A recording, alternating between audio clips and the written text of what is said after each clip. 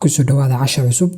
maanta casharkeena waxaynu ku qaadanaynaa definition of derivatives. yani waxaynu qeexi doonaa derivatives maxay yihiin, maxaase loo isticmaalaa.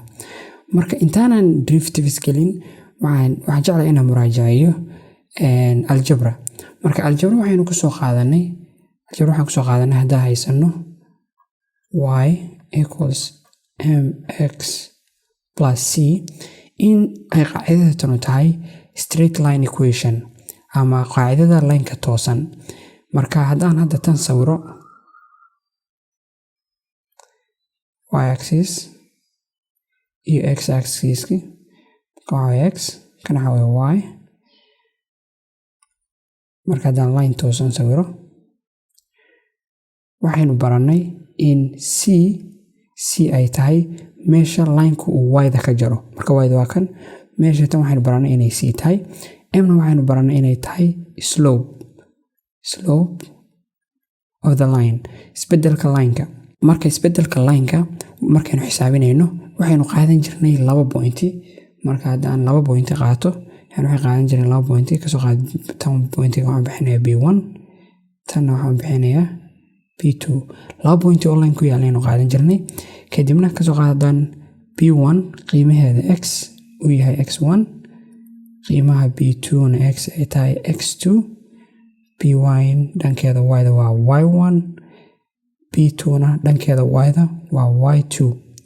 marka slope ama m waxaynu dhihi jirnay waxa weeye change in y, delta y over delta x, isbedelka y ama ingiriis ahaan change in y oo loo qaybiyey change in x. marka isbedel delta waxa weeye isbedel, change in y oo loo qaybiyey change in x. marka isbedelka y waa maxay? waxaynu sawiri jirnay kasoo qaadana kan 3 xagal leh ama height over height, kana waa width. marka maxay dhihi jirnay y2 m waxa weeye y2 oo laga jaray y1 oo loo qaybiyey x2 oo laga jaray x1. marka maadaama ujeedo haddaan point 1 ka tagayno point 2 aadeyno waxaan ka tagaynaa y1 y2 dhanka y-da, dhanka x-tana x1 x2. marka y2 minus y1 iyo x2 minus x1. marka kan waxaa loo yaqaanay slope of straight line ama isbedelka lineka toosan. waxaynuna ognahay inuu isbedelku lineka dhan iskooda mid yahay maadaama uu lineku isku xagal u socdo.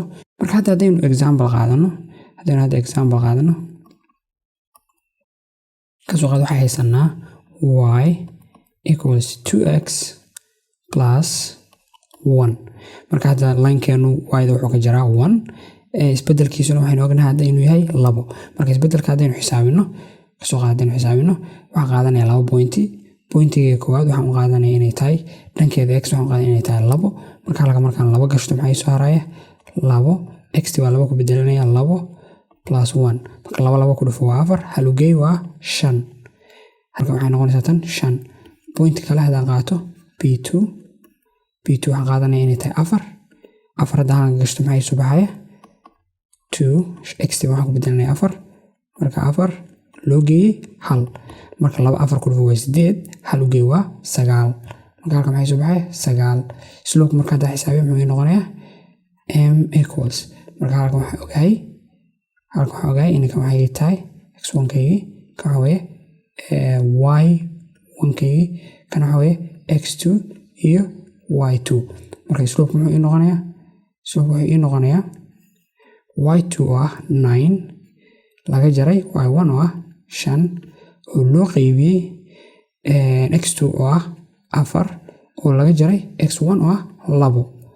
okay, marka haddaan 9 marka 5 laga jaro maxaa soo baxaya 4 2 ka jarna waa 2. 4 markaynu 2 u qaybinana waxayna soo baxaya m equals to 2. marka slope waxayna soo baxay inuu yahay 2. marka waxaynu arki karnaa in slope-ka uu yahay 2. marka slope-ka in isbedelkeenu yahay 2.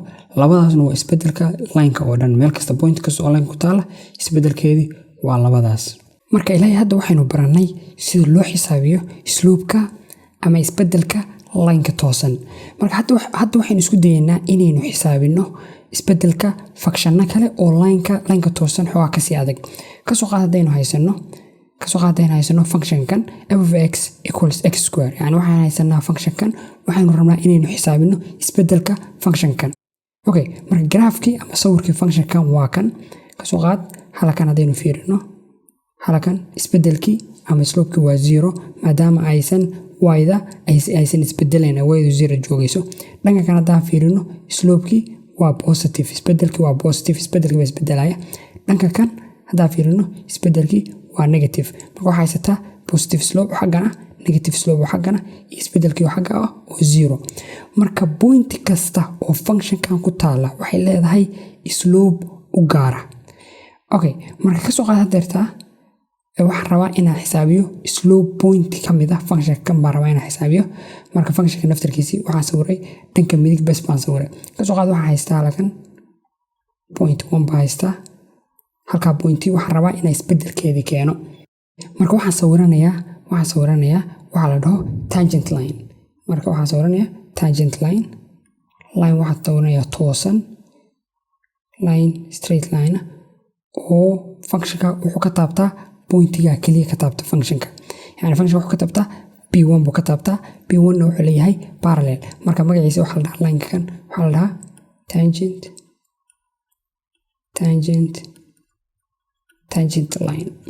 tangent line baa la dhahaa.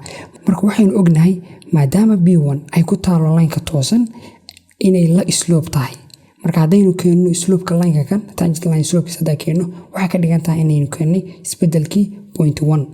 marka problemka wuxuu ka taagan yahay tangent line wuxuu ka jaraa functionka hal point kaliya ka jaraa. maadaama uu functionka hal point ka jaro, slope-ka waxaynu u baahannahay si aynu u xisaabino. haddaynu kor ka fiirino waxaynu u baahannahay 2 point, waxaynu u baahannahay b1 iyo b2, bas halkan waxaanu haysanaa hal point. sidaa darteed tangent line-ka slope-kiisii saa uma xisaabin karno, sidii qaanuunka hore ma aynu isticmaali karno. marka waxaynu isticmaalaynaa dariiqad kale, aynu isticmaalaynaa. kasoo qaad halkan hadday tahay b2, yani waxaan bixinayaa pointkaas inuu tahay b2. okay, haddaan sawiro line kale oo 20 point mara, 2 point line-ka waxaan ka dhiganayaa cagaar. line-ka kan waxaa la dhahaa magaciisa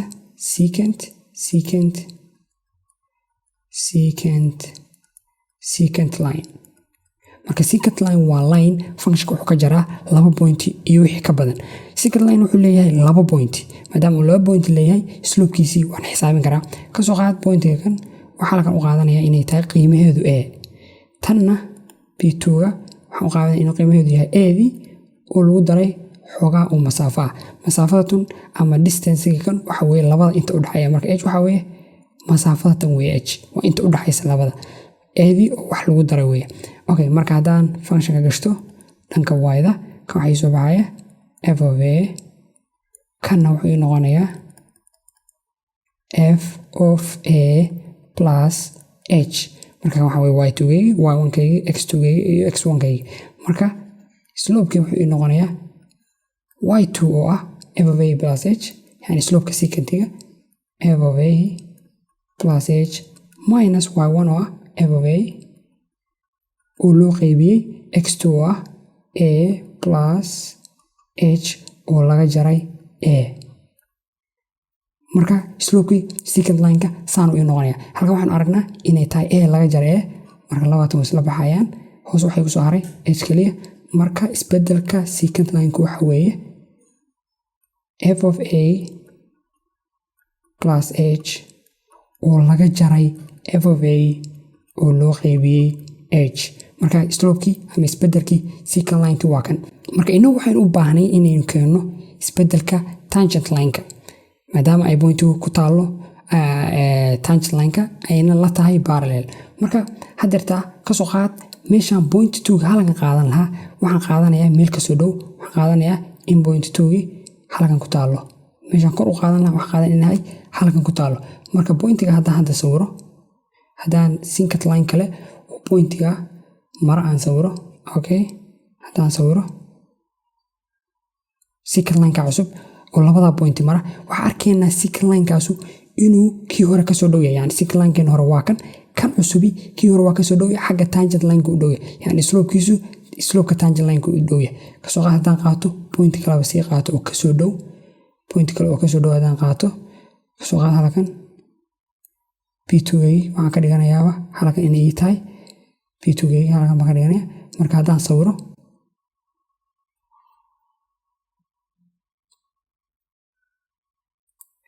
wuxuu noqonayaa slope-ka secant line-ka cusubna waa ujeedaa tangent line-ki aad buu ugu dhow yahay marka halkan hadday fiirino waxaynu arki karnaa haddii bidii hore xagganay ahayd haddaan bida labaadna waa soo yaraatay hta waa soo yaraatay xaggu noqonaya bida kalena halkanay noqonaysaa so mar kasta waxaynu arki karnaa mar kasta aan h soo yareeyo mar kasta qiimaha h soo yareeyo oo distancega labada u dhaxaysa ay yaraato oo aan dhanka a soo aado secant line-kaygii slope-kiisii wuxuu noqonayaa tangent line-kii oo kale marka tangent line-ka slope-kiisii ka xisaab ahaan m tangent wuxuu noqonayaa limit as h goes to 0 markastay h soo yaraato xag aan soo aado oo m secant line-kii oo kale buu noqonaya marka f of a plus h minus f of a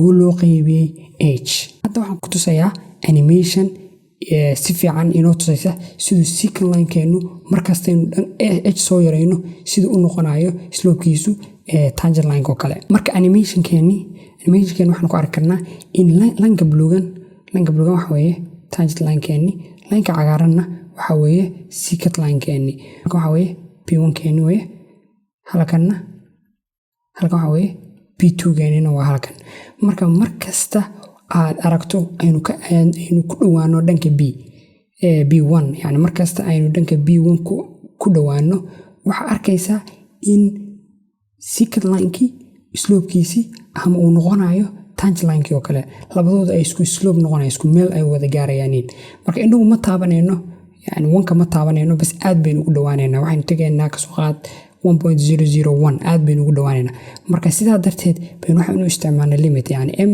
tangent marka tangent line-ka slope-kiisa wuxuu noqonayaa limit as h goes to 0 maadaama halkan aynu u qaadanay 1 plus h hna ay tahay masaafada labada u dhaxaysa m secant marka labadoodu marka h 0 aado markay masaafada labada u dhaxaysa labada point u dhaxaysa ay 0 aado labada slope isku mid bay noqonayaan marka saas ayaynu limitka ugu qaadanayno marka qaanuunkii isbedelka functionka pointigaas waa kan ama qaanuunkii isbedelka tangent line-ka waa kan marka hadda aynu example qaadano kasoo qaad haddaynu haysano example-keeni f of x equals x square baa layna siiyey waxaa layna ku yidhi find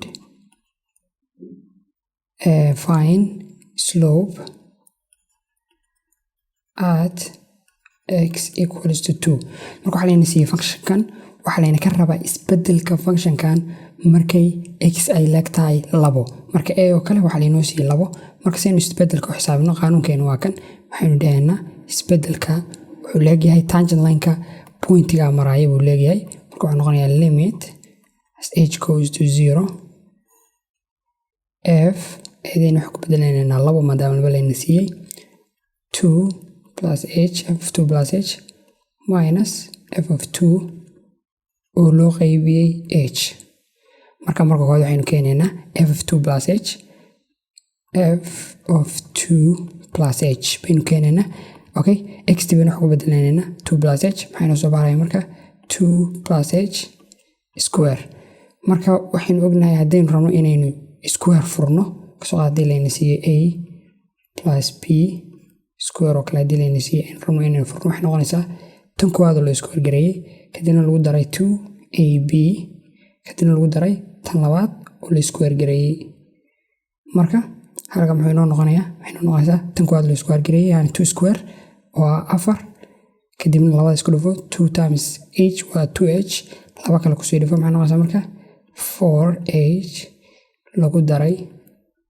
h square okay haddaynu keenno f of 2na maxay inoo noqonaysaa f of 2 waxay inoo noqonaysaa halkan laba gashanayna waxay noqonaysaa marka 2 square oo ah 4 marka haddaynu qaanuunka ugu bedelano m tangent ama isbedelka functionka markay laba tahay wuxuu noqonayaa h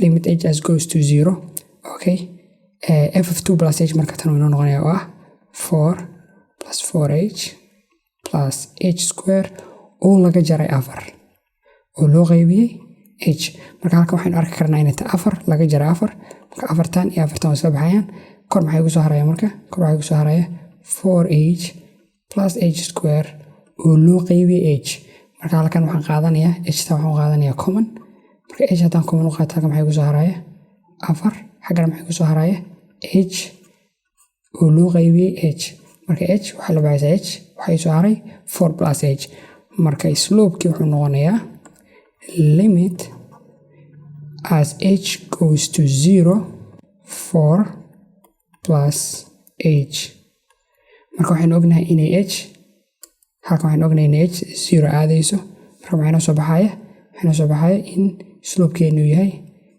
m tangent waxaa inoo soo baxaya m tangent inay tahay 4 baa inoo soo baxaysa marka slope-keeni waa 4 marka slope-ka functionka at pointigu markuu ay laba tahay yani x-teenu markay laba tahay kasoo qaad halkan ay laba tahay waxa inoo soo baxaya bay niri waxa inoo soo baxaya 4 baa inoo soo baxaya okay marka haddeerta derivative baynu bedelanaa derivative waxa weeye isbedelka functionka yani derivative waxaa loo yaqaanaa isbedelka functionka ama slope of the function yani function isbedelka functionka ayaa waxa loo yaqaanaa derivatives marka haddaynu u baahannahay derivativeka functionkan markay x ay laba tahay derivativkeenu wuxuu noqonayaa 4 maadaama ay derivative tahay isbedelka functionka marka qaanuunkan wuxuu ina siinayaa oo keliya hal point waxaanu rabnaa marka inay generalize garayno si inoo siiyo isbedelka functionka oo dhan point kasta oo ku taala marka saynu u generalize garayno wuxuu noqonayaa ama derivativeki maadaama ay derivative slope tahay derivative calaamadeeda waxaa loo qoraa f prime of x wuxuu noqonayaa limit as h goes to 0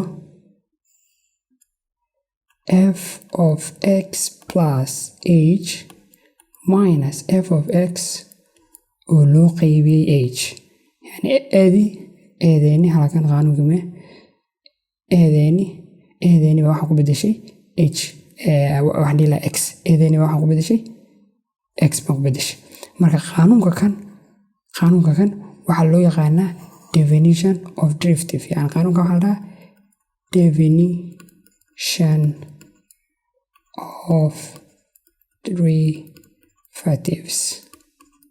derivatives maxay niri waa isbedelka functionka yani qaanuunka kan wuxuu ina siinayaa isbedelka function kasta point kasta oo functionka ku taala isbedelkeedii waxayna siinayaa qaanuunka kan okay marka qaanuunka kan waxaa jirta si kale oo loo qoro wuxuu leeyahay nooc kale noociisa kalena waxaa loo qoraa haddaynu haysano f prime of a sidiisa kale loo qoro waxa weeye limit as x goes to a halkan x baynu ku bedelanay x goes to a waxaynu noqonayaa halkan f of x minus f of a loo qaybiyey x minus a yani waxaa keliya aynu samaynay waxa weeye halkan meesha tan a plus h teeni waxaynu ku bedelanay x marka waxay noo noqonaysaa yani a plus h teeni halkan ahayd a plus h t baynu waxaan ku bedelanay x h t marka maxay noqonaysaa h waxay noqonaysaa h waxa weeye eeda dhanka kala geey waxay noqonaysaa x minus a